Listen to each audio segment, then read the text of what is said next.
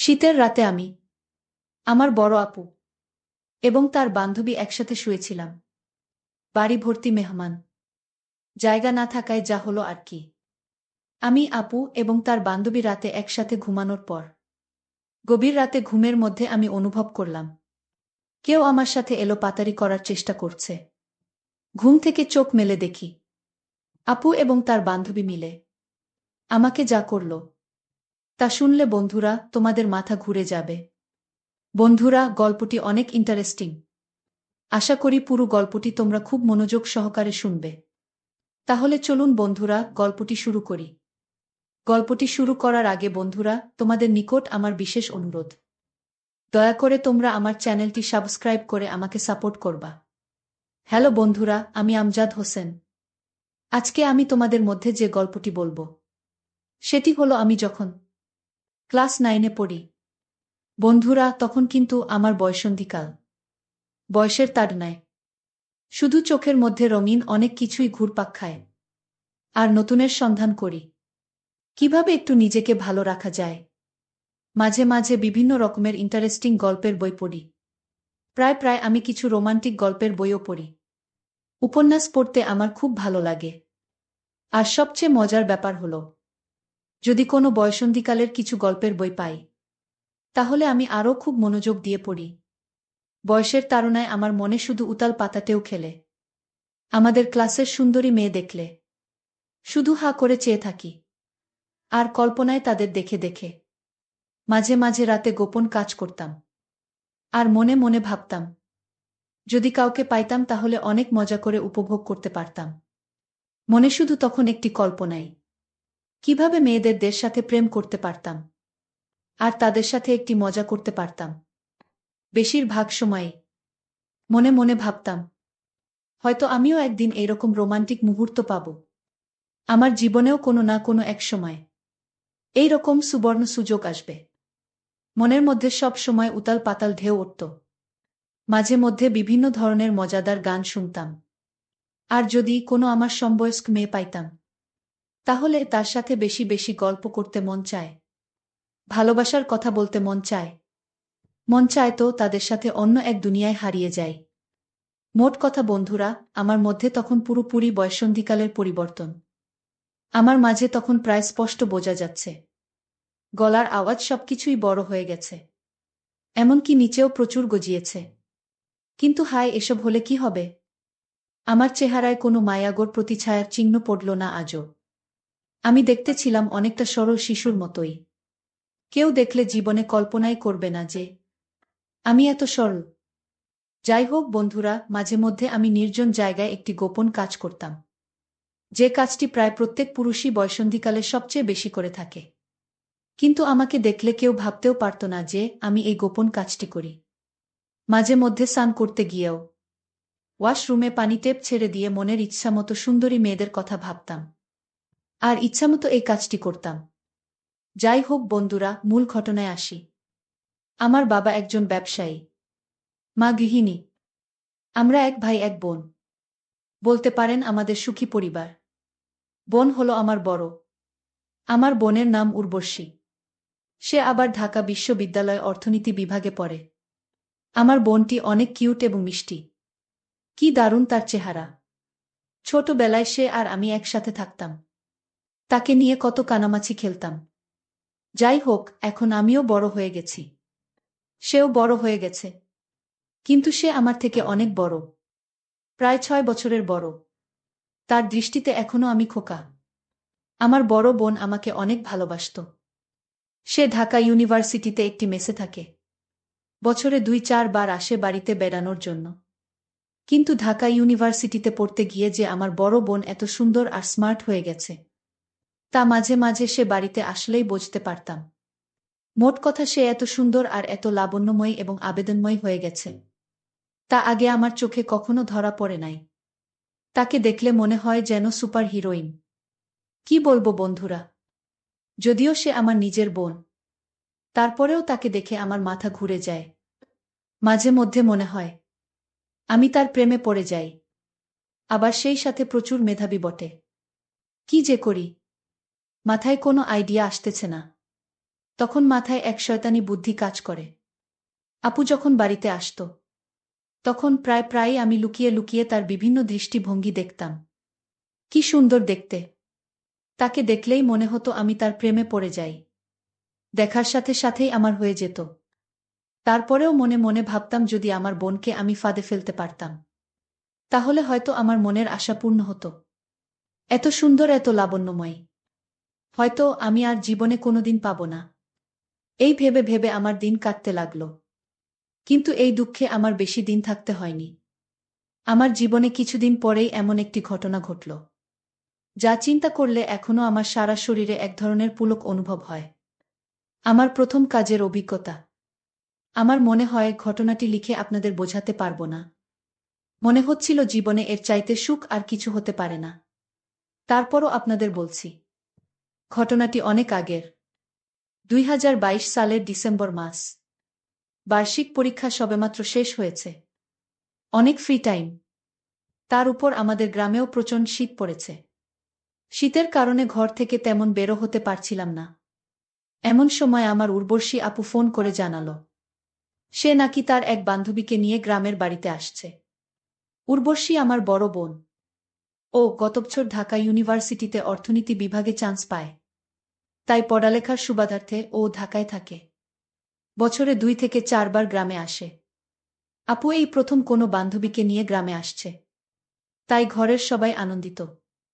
ঘরের সবাই বলতে আমি মা আর বাবা ছাড়া তো আর আমাদের কেউ নেই। উর্বশী আপু জানালো ওরা ডিসেম্বর মাসের ২৫ তারিখ গ্রামে আসবে। বলল থাকবে সপ্তাহখানেক। এই কথা শুনে তো আমি আনন্দে আত্মহারা। বড় বোন ও তার বান্ধবীর জন্য তখন থেকেই অপেক্ষা করা শুরু করলাম। অপেক্ষা করতে করতে যেন আমার দিন কাটছিল না। দেখতে দেখতে ২৫ তারিখ চলে এলো। আমি যতটা সম্ভব পরিপাটি হয়ে তাদের অপেক্ষা করতে লাগলাম। সন্ধে ৭টার সময় আপু আর তার বান্ধবী আমাদের বাড়িতে পৌঁছলেন। ঘরে ঢুকেই আপু বলতে লাগলেন, গ্রামে এত ঠান্ডা রে বাবা, সারা গা একেবারে কাঠ হয়ে গেল। একটু বিশ্রাম নেয়ার পর আপু তার বান্ধবীকে আমাদের সাথে পরিচয় করিয়ে দিতে লাগলেন। আপুর বান্ধবীর নাম রামেলা। রামেলাকে দেখার সাথে সাথেই আমি আরো পাগল হয়ে গেলাম। সে তো দেখছি আমার আপুর চাইতে আরো বেশি সুন্দরী। কি ঠাসঠাসা চেহারা! দেখেই মনটা শান্তিতে ভরে গেল। রামেলা টাইট জিন্স প্যান্ট আর হলুদ রঙের সোয়েটার পরেছে। আমার চোখের মধ্যে সবকিছু জল জল করে ভাসছে। কিন্তু সোয়েটারের আড়ালে তাকে খুব স্পষ্ট বোঝা যাচ্ছে। তবে দেখেই বোঝা গেল তার সবকিছুই খুব চমৎকার। আপু মা বাবার সাথে রামেলার পরিচয় করিয়ে দেবার পর আমার কাছে আসলো, রামেলাকে বলল, এই হলো আমার ভাই আমজাদ হোসেন, দেখতে হালকা পাতলা হলে কি হবে, এইবার ক্লাস 10-এ উঠবে। তারপর আপু রামেলাকে বলল, আমজাদ হোসেন খুব লাজুক ছেলে। আমার বোন তার বান্ধবীকে বলতে লাগল, দেখ রামেলা, তোকে দেখে আমার ভাইটা কি লজ্জা পাচ্ছে। রামেলা সাথে সাথে আমাকে বলল, হোসেন ভাই, আমাকে তোমার লজ্জা পাবার কিছু নাই। আমি তো তোমার বোনের বান্ধবী, মানে বোনে তো। প্লিজ ভাইয়া, তুমি আমাকে দেখে লজ্জা পেও না। তুমি আমার সাথে ফ্রেন্ডলি কথা বলবে, তোমার আপুর সাথে যেরকম কথা বলো।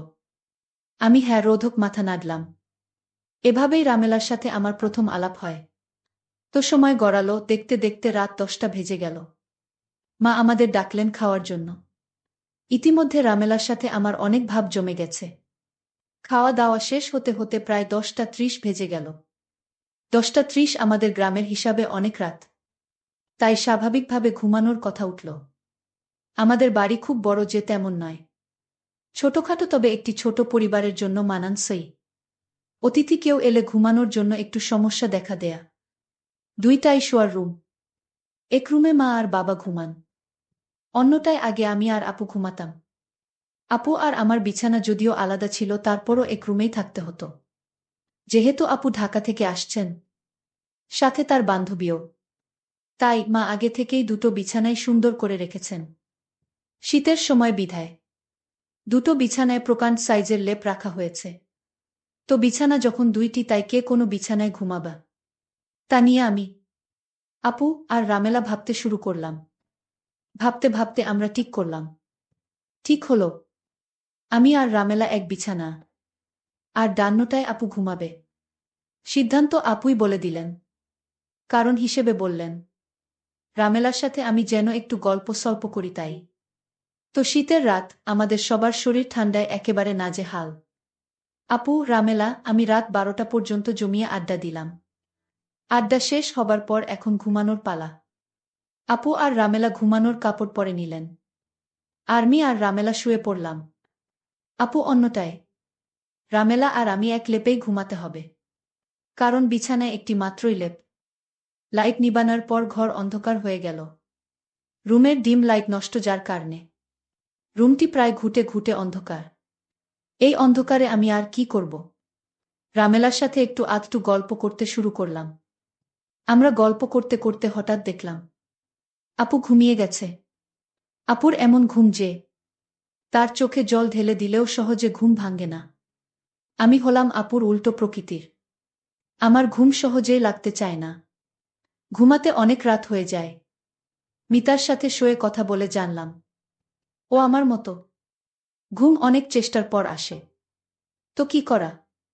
রামেলা আর আমি কনকনে শীতের রাতে এক লেপে শুয়ে গল্প করতে লাগলাম।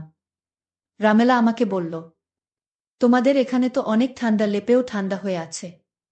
আমি বললাম, হ্যাঁ আপু ঠিক বলছেন। রাত যত বাড়ে ঠান্ডাও তত বাড়তে থাকে। রামেলা শুনে ভয় পেয়ে গেল। বলল, হায় ভগবান, আজ না জানি কি ঠান্ডা লাগবে। আমি অভয় দিয়ে বললাম, ভয় পাবার কিছু নেই। আমি আছি তোমার সাথে। তুমি কোনো চিন্তা করো না। তারপর গল্প করতে করতে হঠাৎ আমি ঘুমিয়ে পড়লাম। রাত যখন গভীর হলো তখন আমি অনুভব করলাম কেউ আমার সাথে মজা করার চেষ্টা করছে। তখন আমি আধ ঘুমে। ওমা, আমি ঘুম থেকে একটু ওঠে দেখি আপুর বান্ধবী আমাকে বাচ্চা মনে করে আমার সাথে কেমন জানি অদ্ভুত আচরণ করছে। গভীর রাতে হঠাৎ কেউ আমাকে নিয়ে এলো পাতারি করার কারণে। আমার ঘুম ভেঙে গেল। ঘুম ভাঙার ফলে আমি চোখ মেলে দেখি আমার দিদি আর তার বান্ধবী মিলে আমার সাথে এক অন্যরকম আচরণ করার চেষ্টা করছে। আমি তাদের আচরণ দেখে প্রথমে ভয় পেয়ে যাই। তারপর তারা আমায় বলে, তুমি যদি আমাদের কথা শুনো তাহলে আমরা তোমাকে কিছু করব না, আর যদি না শুনো তাহলে মেরে ফেলব। আমি বললাম, না আপু, আমি তোমাদের সব কথা শুনব। আর আমিও তখন মনে মনে ভাবলাম, এত মেঘ না চাইতেই জল। এতদিন আমি মনে মনে যা পোষণ করতাম তা তো দেখি আজ আমার হাতের মুঠোয় ধরা দিয়েছে। তারপর আমি তাদের প্রস্তাবে রাজি হয়ে গেলাম। বন্ধুরা তারা দুইজন আর আমি একা। কি করে তাদের সাথে পারি? তারপরেও আমি অনেক চেষ্টা করলাম তাদের খুশি করতে। সবচেয়ে মজার ব্যাপার হলো, আমাদের সকলেরই সেদিন ছিল জীবনের প্রথম এমন অভিজ্ঞতা, যার কারণে প্রথমবার একটু সমস্যা হলেও যখন প্রথম আমি তাদের সাথে কাজ করতে যাই, আমি কিভাবে কাজ শুরু করব কিছু বুঝে উঠতে পারলাম না। তার আপু তার বান্ধবী মিলে আমাকে শিখিয়ে দিল আমি কিভাবে কাজ করতে হবে। তারপর বন্ধুরা, আমি একাই আপু এবং তার বান্ধবীর সাথে সারা রাত ইচ্ছামতো কাজ করে আমার মনের আশা পূরণ করলাম। তবে প্রথম প্রথম আমার একটু অসুবিধাই হয়েছিল। তারপর আমার কাছে অনেক মজা লেগেছিল। তাদেরও প্রথম প্রথম অনেক কষ্ট হয়েছিল। একটু পর তারা স্বাভাবিক হয়ে গেল। বন্ধুরা, প্রকৃতপক্ষে সেদিনের রাতটা আমার জীবনের স্মরণীয় রাত। সেদিন এত আনন্দ পেয়েছিলাম যা তোমাদের ভাষায় বোঝাতে পাবো না। তারপর বন্ধুরা প্রায় এইভাবে এক সপ্তাহ পর্যন্ত আমাদের হয়েছিল। এক সপ্তাহ পর আমার আপু এবং তার বান্ধবী ঢাকায় চলে গেলে। তবে তারা ঢাকা চলে যাওয়ার কারণে কিছুদিন আমার মনটা খারাপ ছিল। এতদিন তাদের কাছ থেকে আমি যা পেয়েছি হয়তো তা আমি আর কোনোদিন পাব না, এই ভেবে আমার চোখে জল চলে আসলো। তারপরেও নিজেকে সান্ত্বনা দিলাম, যাই হোক অবশেষে অনেক দিনের ক্ষুধার্তের মধ্যে একটু তো খেতে পারলাম। যা খেয়েছি তাতে 6 মাস চলবে। বন্ধুরা, এরপরেও আমার আপু যদি ঢাকা থেকে আসতো, তার সাথে আমার এরকম হতো। আস্তে আস্তে আমিও তার সাথে একদম ফ্রি হয়ে গেছিলাম। বন্ধুরা, এরপর থেকেই আপু যখনই ঢাকা থেকে আমাদের বাড়িতে আসতো তখনই সে আর আমি এরকম ইন্টারেস্টিং কাজ করতাম। এভাবেই কেটেছিল আমার বয়ঃসন্ধিকাল। সত্যি আজকে সেই বয়ঃসন্ধিকালটাকে আমি খুব স্মরণ করি এবং সারা জীবন স্মরণ করব। বন্ধুরা, আজকে এই পর্যন্তই। আবারও আসবো তোমাদের মধ্যে নতুন কোনো ভিডিও নিয়ে। ভিডিওটি যদি তোমাদের ভালো লাগে তাহলে একটি লাইক দাও। প্রতিদিন আমি তোমাদেরকে একটা করে নতুন গল্প উপহার দিব। তাই তোমাদেরকে অনুরোধ করে বলছি, তোমরা যদি এই রকম ধরনের ইন্টারেস্টিং গল্প পেতে চাও, তাহলে দয়া করে আমার চ্যানেলটি সাবস্ক্রাইব করো। পরিশেষে তোমাদের সকলের সুস্বাস্থ্য কামনা করি। ভিডিওটি দেখার জন্য তোমাদের সকলকে অসংখ্য ধন্যবাদ।